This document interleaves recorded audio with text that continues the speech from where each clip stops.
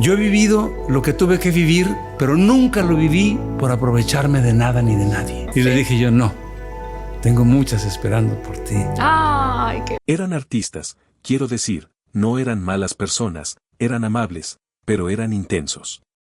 Eran figuras de escenario, sí, pero también eran intransigentes. José María Napoleón lo confesó a los 76 años, rompiendo finalmente ese silencio sereno que lo protegió durante más de 5 décadas. Conocido por su voz grave, su perfil discreto y su lirismo imbatible, el autor de Hombre y Pajarillo ha decidido revelar los 6 nombres con los que jamás logró compartir el escenario ni el alma. No lo hace desde el rencor, sino desde la claridad que solo los años otorgan. Uno de ellos lo llamó un poeta fuera de lugar. Otro lo acusó de cantar solo para sí mismo, sin pensar en el mercado. Napoleón escuchó en silencio, anotó con la mirada y siguió su camino sin responder. Hasta hoy, después de medio siglo resistiendo al ruido de la industria, escribiendo desde la intimidad mientras otros escalaban a fuerza de espectáculo, Napoleón habla y no se guarda nada, porque lo que cuenta no es solo una lista de nombres, es una declaración de principios, una frontera entre el arte y el artificio, entre cantar y actuar que se canta. Algunos fueron compañeros de cartel que lo ignoraron, otros aliados momentáneos que lo traicionaron entre bastidores, y unos pocos símbolos del tipo de fama que él jamás estuvo dispuesto a perseguir. Por respeto al arte, por respeto a sí mismo. Después de décadas en los escenarios, está soltando la verdad, y es más dura que una gira sin aplausos en provincia. Listo para escuchar los nombres, vamos a sumergirnos. Joan Sebastián, el poeta de Juliantla, el rey del jaripeo, el hombre que convirtió su vida en corrido. Y su dolor en verso. Para muchos, una leyenda. Para Napoleón, una cicatriz. No por envidia ni por competencia vulgar, sino por una colisión de mundos que jamás encontraron reconciliación. Ambos surgieron en décadas similares, con orígenes humildes, con una pasión ardiente por la palabra escrita y la canción como vía de redención. Pero mientras Napoleón se sumergía en la introspección, en el canto al alma, Joan se elevaba entre caballos, escenarios multitudinarios y un aura de invencible. Y esa imagen, esa teatralidad, fue precisamente lo que a Napoleón le resultó indigesta. La historia entre ellos nunca fue de escándalo, sino de silencios incómodos. Se cruzaron varias veces, especialmente en los años 90, cuando las disqueras buscaban duetos entre íconos. Una colaboración entre ambos parecía inevitable. Incluso Televisa propuso una actuación conjunta para un especial de fin de año en 1996, pero Napoleón se negó rotundamente. ¿Cómo cantar con alguien que convierte cada acorde en un espectáculo ecuestre? Se le escuchó decir en una reunión editorial de RCA. Lo veía como un maestro del show, sí, pero no del alma. Para Napoleón, la música no debía ser vestida de lentejuelas ni de poses. Debía doler, debía sangrar sin maquillaje. Los rumores hablan de una conversación tensa entre ellos en los camerinos del Auditorio Nacional en 2002. Joan, con su sonrisa amplia, le habría dicho, «Tu problema es que cantas para ti mismo». Napoleón respondió sin levantar la voz, «¿Y tú para no escucharte?». Aquel intercambio selló lo que ya era evidente, nunca serían aliados. La distancia entre sus visiones del arte era abismal. Joan era el vaquero romántico que conquistaba masas, Napoleón el ermitaño lírico que prefería cantarle a una sola alma entre mil. Tras la muerte de Joan en 2015, Napoleón no hizo declaraciones públicas. No hubo homenajes ni palabras en prensa, solo una frase escrita en la contraportada de su disco Vive, reeditado en 2016, el silencio también es respuesta. Y muchos entendieron, no era odio, era desilusión, era el duelo entre la verdad y el espectáculo. En el fondo, Napoleón nunca pudo soportar la idea de que el arte se transformara en circo. Y para él, Joan representó esa frontera. No se trataba de talento, se trataba de intención. Mientras uno galopaba con mariachi y sombrero por los estadios, el otro prefería sentarse con guitarra y mirar al vacío.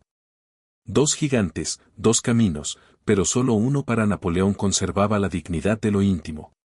Vicente Fernández. El charro de buen Titán, el coloso de la ranchera.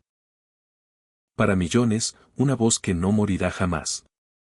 Pero para Napoleón, esa voz también cargaba algo más, la sombra de una época que lo excluyó, que lo juzgó, que lo empujó a hacer otra cosa o a desaparecer. Se conocieron en los años 70, cuando la industria discográfica mexicana era un coto cerrado. Dominado por el mariachi, los sombreros grandes y la masculinidad impostergable. Napoleón llegaba con su sensibilidad a flor de piel, con baladas que hablaban del miedo de la ternura de un hombre que llora sin vergüenza. Vicente, en cambio, era el símbolo del machismo cantado del si te vas me voy al bar, del yo soy así y no voy a cambiar. Esa diferencia estética se convirtió pronto en fricción silenciosa. En 1979, cuando Napoleón comenzó a ganar terreno con temas como Hombre y Pajarillo, varios ejecutivos de Televisa Música habrían presionado para que se vistiera más a la mexicana, más al estilo Vicente. La respuesta de Napoleón fue categórica: no soy charro. Soy yo. Lo cierto es que Vicente nunca ocultó su desdén. En una entrevista con Jacobo Zabludovsky en 1984, al ser consultado por la nueva generación de cantautores, soltó una carcajada y dijo: yo no canto poesía, yo canto para hombres. Napoleón jamás respondió en público, pero sus allegados cuentan que esa frase lo marcó profundamente. ¿Y qué soy yo entonces? Habría dicho en privado. Un error. La tensión se intensificó en los años 90, cuando ambos fueron nominados a los premios Lo Nuestro. Napoleón estaba programado para cantar en vivo, pero a último minuto fue desplazado por una actuación sorpresa de Vicente acompañado de 40 mariachis. No hubo explicación. Solo aplausos y un silencio largo tras bambalinas. Napoleón se fue sin reclamar, como siempre. Pero meses después, en una entrevista para la radio de Guadalajara, dejó una frase cargada de plomo: hay artistas que llenan estadios y otros que llenan almas. No siempre son los mismos. La industria, por supuesto, favoreció a Vicente. El ídolo del pueblo, el eterno macho que lloraba así, pero solo por la mujer que lo dejó. Napoleón, en cambio, hablaba de amor sin pose, de dolor sin venganza. Esa honestidad lo volvió incómodo. No fue una enemistad declarada, fue un abismo cultural, un choque de generaciones encapsulado en la misma época. Y aunque Vicente ya no está, Napoleón aún carga con las huellas de ese duelo no cantado. Para él, Vicente representó no solo un estilo musical, sino una barrera, un filtro impuesto por la industria que lo obligó a elegir entre imitar o resistir. Y Napoleón resistió, aunque eso le costara años de silencio y cientos de puertas cerradas. Aída Cuevas. La voz femenina más imponente del mariachi, galardonada, respetada, de técnica impecable. Para muchos, la reina absoluta de la música ranchera, pero para Napoleón esa corona pesaba demasiado, y no siempre sobre la verdad. Se conocieron en 1993 durante un homenaje televisado a Lucha Villa. Él fue invitado como compositor, ella como una de las voces principales. En los ensayos, Napoleón notó algo que lo inquietó todo. Estaba coreografiado al milímetro, desde la forma de entrar al escenario hasta el modo de mirar a cámara. Aída tenía el control total de su interpretación, pero no dejaba lugar a lo espontáneo. Canta perfecto, pero sin respiración propia, susurró Napoleón a su pianista. Al principio, la relación fue cordial. Incluso grabaron juntos un tema en 1995, Quédate conmigo esta noche, para un especial discográfico de duetos. El resultado fue correcto, técnicamente impecable, pero Napoleón se sintió incómodo durante toda la grabación. No me escucha, me sigue con los ojos pero no con el alma. La distancia creció con los años. En el 2000, durante una gira compartida por varias ciudades de Estados Unidos organizada por Fonovisa, las tensiones se hicieron evidentes. Aída exigía cerrar los conciertos aunque fuera Napoleón quien convocaba mayor número de seguidores en ciertas plazas. Esto es mariachi, yo represento la tradición, argumentaba ella ante los promotores. Napoleón, siempre diplomático, cedía en público. Y anotaba en silencio. Durante un concierto en San Antonio le ofrecieron cantar un tema sorpresa con ella para cerrar. Él se negó. Esa noche interpretó solo Pajarillo y salió sin saludar. En una entrevista para Radio UNAM en 2006, al ser consultado sobre las grandes voces femeninas de México, Napoleón nombró a Lucha Villa, Amparo Ochoa y Chabela Vargas. Aída brilló por su ausencia. Cuando el conductor insistió, él sonrió apenas y dijo, prefiero la imperfección con verdad que el virtuosismo con máscara. Aída jamás respondió públicamente, pero en entrevistas posteriores evitó mencionar a Napoleón entre los grandes compositores mexicanos. La herida, aunque jamás sangró en público, quedó abierta. Para Napoleón, Aída representó la obsesión por la perfección formal, una manera de cantar que brillaba, sí, pero que según él jamás temblaba.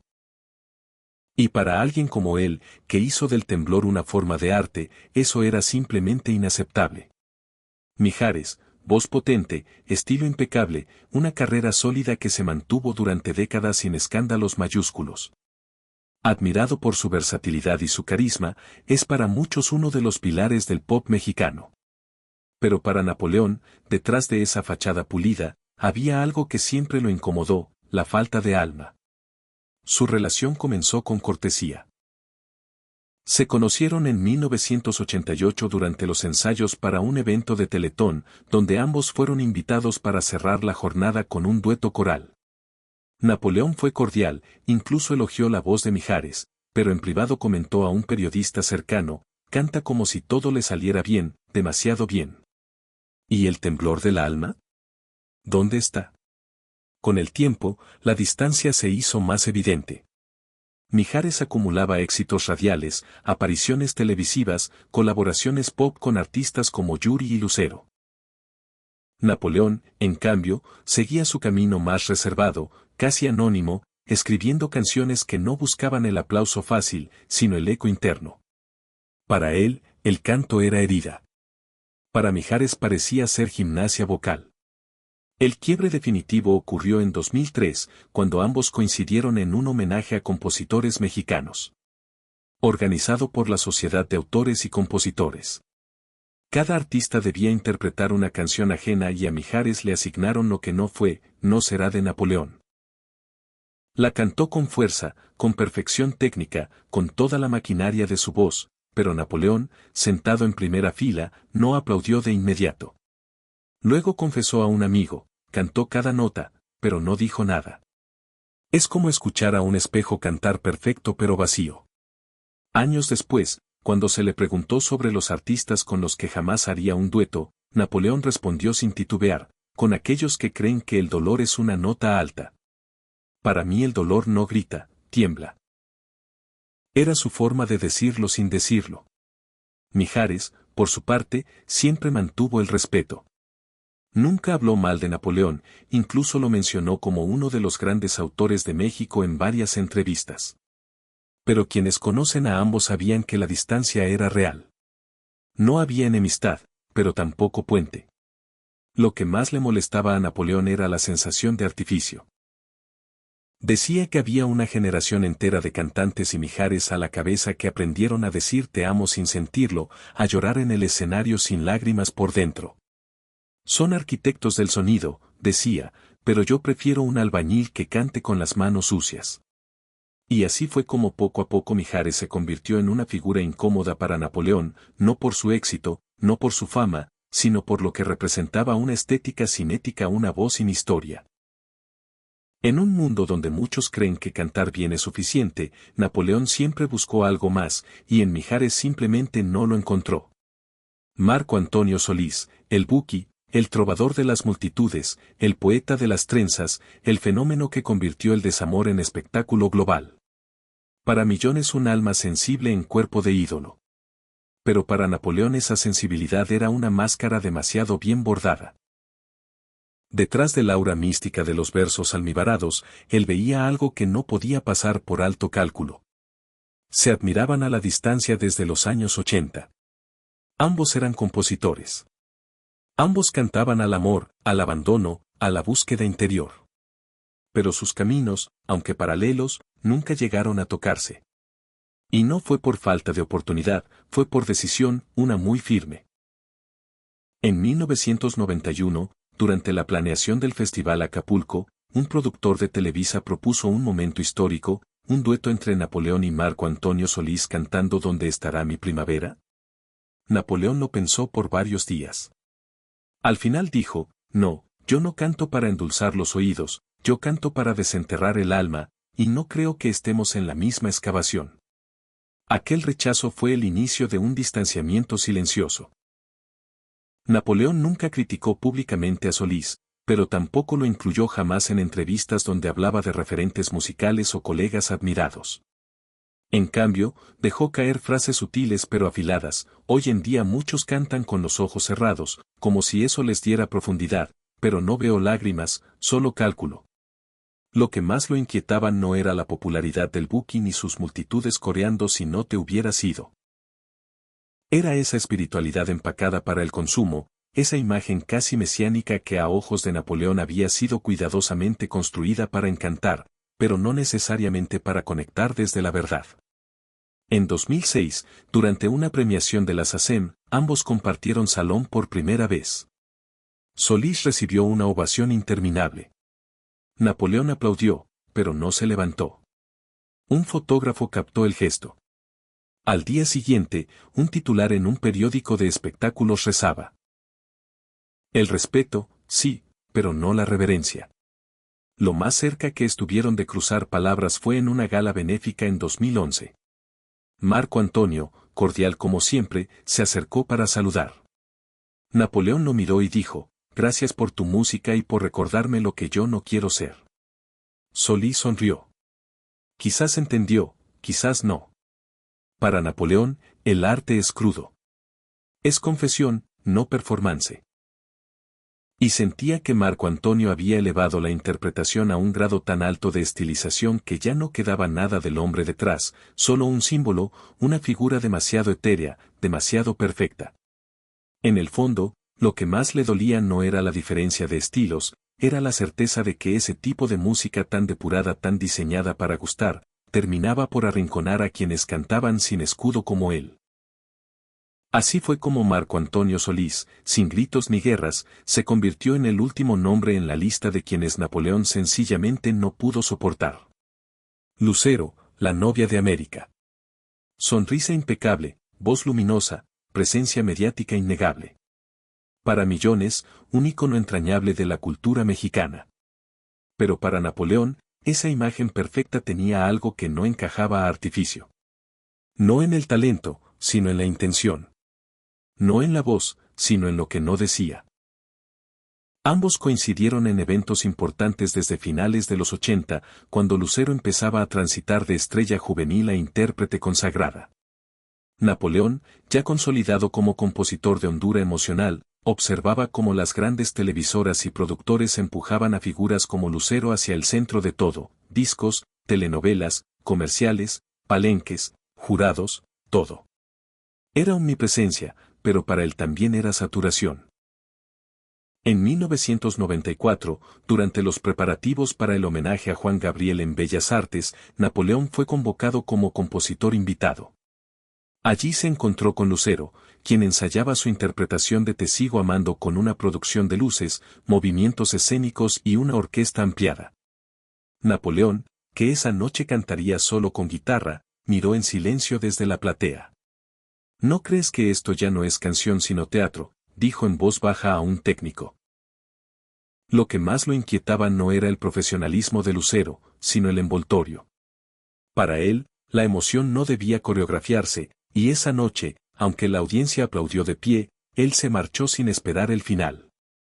Los caminos se cruzaron otra vez en 2008 durante el programa especial Ídolos de México.